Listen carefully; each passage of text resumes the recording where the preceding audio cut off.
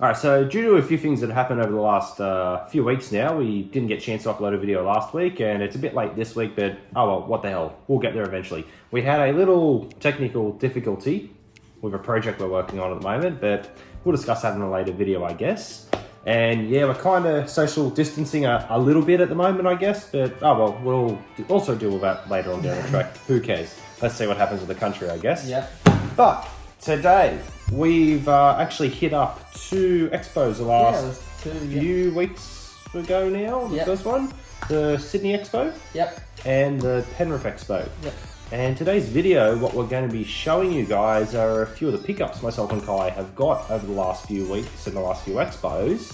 And gotta say, Penrith's done well. That was a really good expo. Not gonna lie, we went in thinking, oh, we've been to it before, it's not gonna be the best, but everyone walked out of there shocked on how good it actually was. And yeah, hats go off to you guys who organised it up at Hawkesbury there.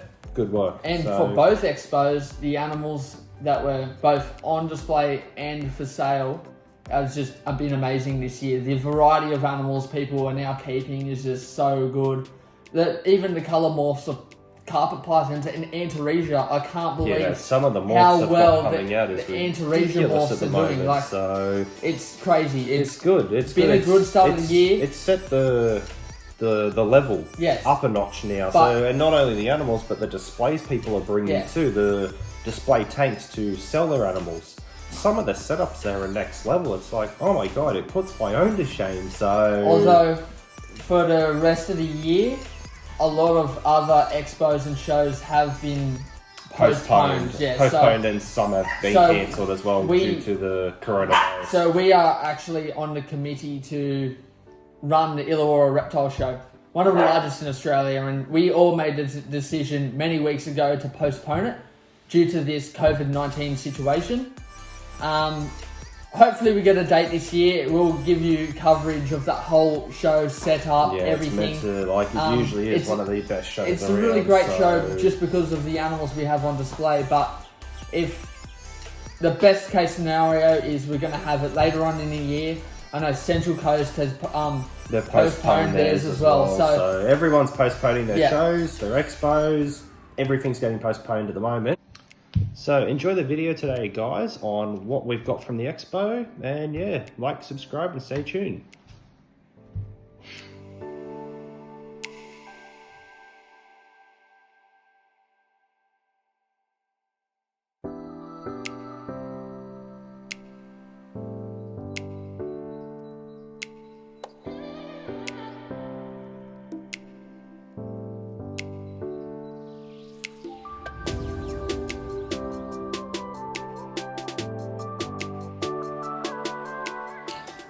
Alright, so this was one of the first pickups I got from the Sydney Reptile Expo. It was, 3 or 4 weeks ago? No. Oh, longer. Maybe 5 weeks ago now. I'm not too sure off the top of my head, but it was a few weeks ago. So what these two are, if you just want to zoom in a little bit here, Kai, are my pair of Boyd Forest Dragons that I actually got off a friend of mine now, known as Coops Reptiles, or Cooper. He goes by on Facebook or YouTube, Coops Reptiles. Go check his channel out because it is amazing and it gives me a lot of ideas on how to do my rainforest setups. Now, back to the Boyds. These guys are actually found in a small pocket of rainforest up in northern Queensland and are a largish sort of dragon type. And what you'll find, these guys don't need a whole lot of heat because the more heat they have, the more chance you've got of them being killed. So what I actually have in here at the moment is some Arcadia T5s, 6% UVB, and it is a hydroponic plant growing UV globe as well, which is from some place in Melbourne that I use. I can't really think of the specs off the top of my head, used to grow the plants. And that is actually generating enough heat load in there to give me that perfect 28 degrees temperature for what the Boyds actually need. And now these guys are only babies. I think, don't quote me, I'll have to ask Coop. I think they're about 3 or 4 months old off the top of my head now, if that. And these guys are smashing crickets, they're smashing woodies. They smashed a superworm each the other day as well. And they're a stunning sort of dragon they are, and the colours and the crests that they get when they're sub-adults and adults is just next level. So if you want to find some better pictures of these guys, definitely Google search them, or even if you find them in the wild, I'll be jealous if you do, because they're stunners, and they aren't handling too bad at the moment as well. Or subscribe to Coops. Yeah, and subscribe to Coops. To see their parents. Yeah, definitely, because he's got all of them on his channel and that. But one thing I've noticed where a lot of people kind of stuff up with these sorts of dragons, they're a perching dragon. So don't handle them like a beardy. Handle them like you would a frilly and just have them dangling off your hand or dangling off your arm. But you've got to watch them though, because they are quick when they want to be, and they do like to jump, as we'll probably soon see. In the tank you go, and the male's not going to perform for us. Typical. Oh, there we go. Nice little jump there. But yeah, so these guys, once they're full size, they will be stunning, and they will be in a much larger enclosure, bioactive of course, probably a 900 high at this point, but we'll have to see down the track once we're sorted and we've got them to that size.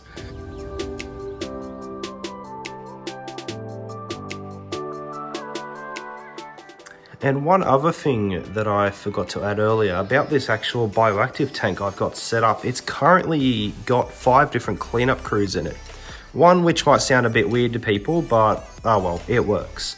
So what we've got in here at the moment are your springtails that should be in every bioactive setup. We've got slaters, also known as roly-polies. We've got woodlouse or woodlice, however you want to say it.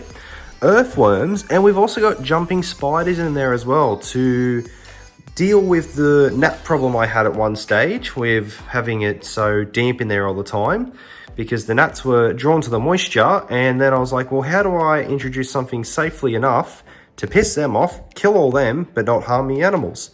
Jumping spiders, due to how low their poison levels are and how tiny that their actual fangs are, so they can't penetrate reptile scales. So yeah, they've actually done a really good job on getting rid of all the friggin' gnat problem that I had in here.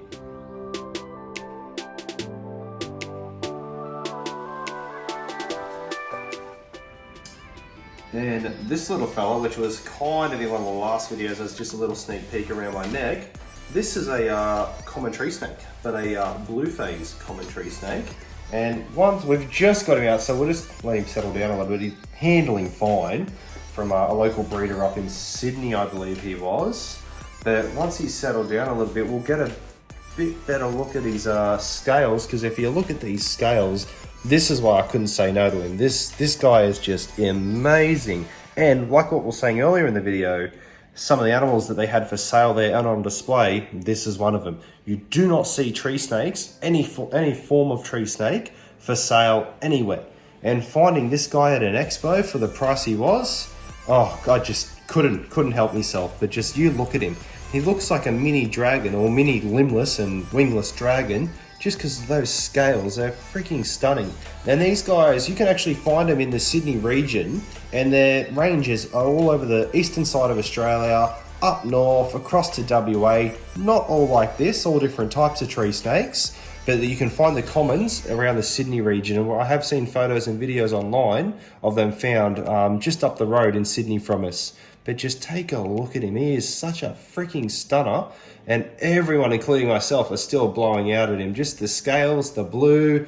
And if I can remember the breeder's name, we'll put his link to whatever he's got in the comments and on the video. But yeah, he done a bloody good job. And this guy's 4 years old. He's a male. He'll get slightly bigger, a little bit thicker, but not too much. Because with these guys as well, if you overfeed them, that's a sure way to kill them sooner than you want. So yeah, enjoy the pictures and video of this guy.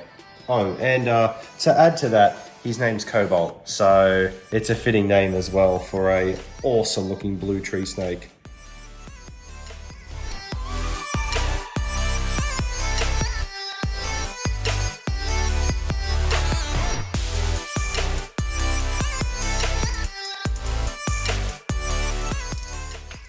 And at the moment as well, this is just a makeshift tank I've got set up for him. I hate it, and I'm actually working on a paludarium at the moment for him. So half water, half land, that's going to be all bioactive once I get the new one set up. It's just a matter of pulling my finger out and finding the time to get that sorted. It's at the leak testing stage at the moment and it's holding water, but he's going to be in a much bigger tank once I actually get it sorted for him. So, and he's going to love it. There's going to be fish in there and everything. So it's going to be a lot better than this makeshift tank that I've got for him at the moment. But until then, he can just wait in here until I get around to doing that.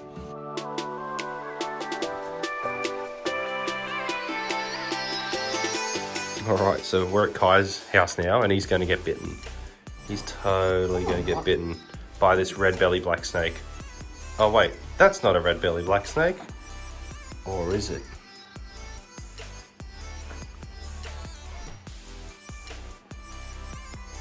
Oh, he does not like me. So this is the first reptile I'm going to show you that I have picked up. So this is a brown tree snake, Boiga irregularis. I got this on off the same breeder that Cam got his blue-faced tree snake. He's just a bit whippy. Yeah, a little bit whippy there, but oh well. But I got him off the same breeder, and I seen the tree snakes for sale. I've always wanted to get into colubrids, and I seen these guys, and I went, yes, I got to come home with one. So he is just so cool. I just How love. he's a hatchie, isn't he? Yeah, so he's still young. He'll get decent size, but not massive for Australian snakes.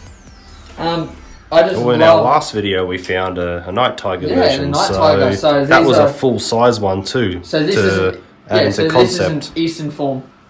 And that just shows how big they get as well, because that was an abnormally sized night tiger we found in that video in our NT trip. So I just love their cat eyes. So they are in the family of cat-eyed snakes. Can you try to like keep his head still for a sec? Yep. And we'll try to zoom in on that just a little bit. Oh, I can kind of pin him there. There we go. They got just bug eyes, don't they? Yeah, so they do have really big bug eyes. So they're in the cat-eyed snake family, with a lot of other species of snakes from Indonesia. They're rear-fanged venomous.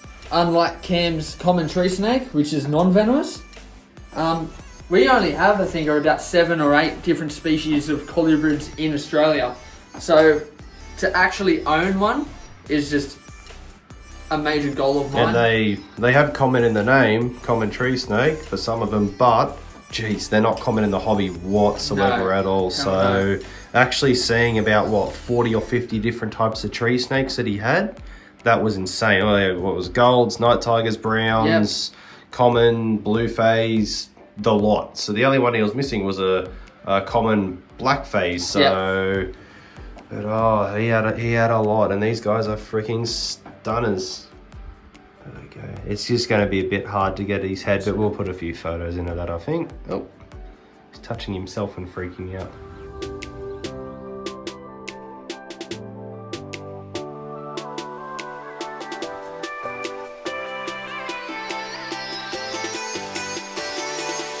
Alright, so we're just going to get a little video of him. We've just put him in his hide, and we're going to, hopefully he's coiled up, and here we go.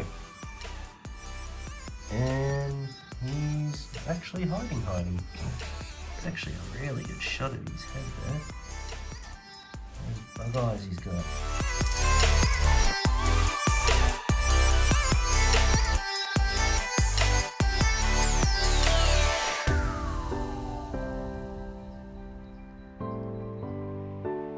So this is my pickup from the Sydney Reptile Expo.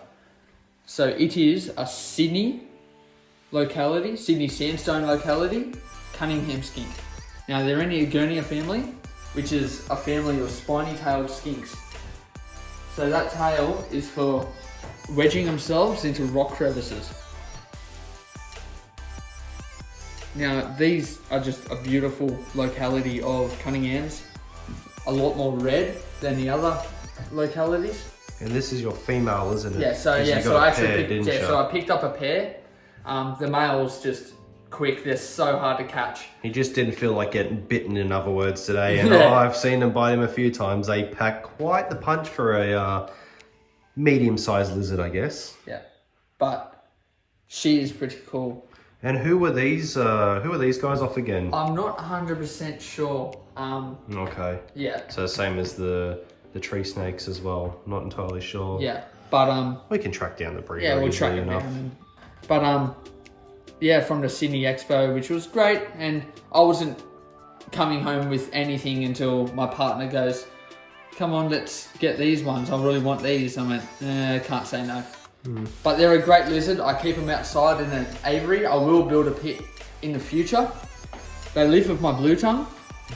And they all get along, eh? Yeah, they're like, no great. issues. They eat the same food. Skinks are just so like user friendly when it comes to having them.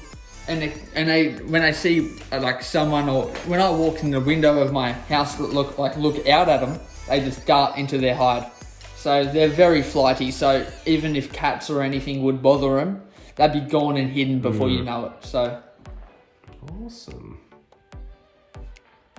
Get close up of her face, eh? Till she bites me finger.